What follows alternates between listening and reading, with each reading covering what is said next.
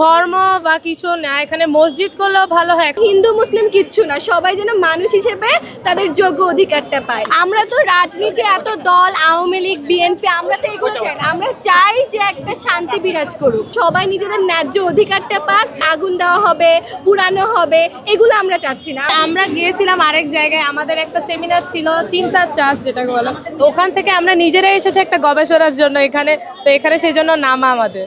জি, আমরা আসলে চাচ্ছি না, আমরা আসলে শান্তি চাচ্ছি।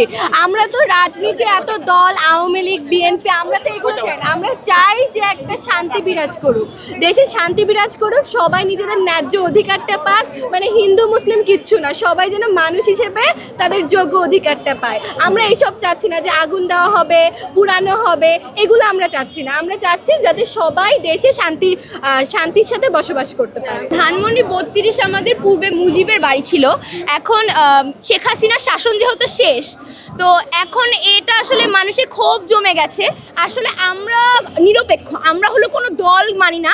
আমরা শুধু চাই হলো আমাদের একটা শান্তিপূর্ণ একটা দেশ হবে, যেখানে আমরা শান্তিমতো বসবাস করতে পারবো, আমরা শিখতে পারবো, আমরা একটা ভালো মানুষে বড় হতে পারবো।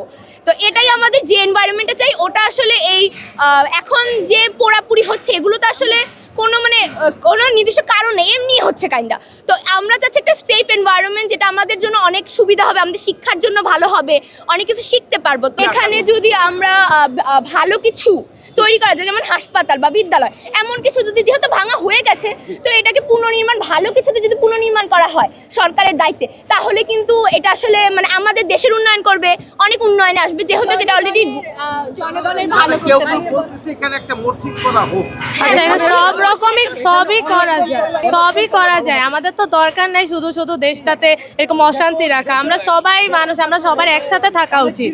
সবাই একসাথে থেকে আমরা দেশটাকে আরো উন্নত করতে পারি। যা হয়ে গেছে তো হয়ে গেছে, আমাদের এখন সবারই উচিত আমাদের একসাথে হয়ে দেশটাকে একটা উন্নত দেশ করা। ধর্ম বা কিছু না, এখানে মসজিদ করলেও ভালো হয়। এখন আমাদের উচিত, আমাদের কিন্তু অনেকেই আছে, অনেক স্টুডেন্ট বলেন বা বাচ্চা বলেন, অনেকেই আছে যারা শিক্ষা থেকে পুরো বঞ্চিত, আমরা যেগুলো জানি না। তো আমাদের উচিত এখানে একটা, আমার মতামত অনুযায়ী এখানে একটা শিক্ষা প্রতিষ্ঠান করা আমাদের অনেক দরকার। কারণ সবাই কিন্তু সুশিক্ষায় হচ্ছে না। যেমন অনেক স্কুলেই আছে, যেমন আমাদের স্কুলকে ধরা যায়, আমরা YWCA থেকে, আমাদের একটা ফ্রি স্কুল আছে।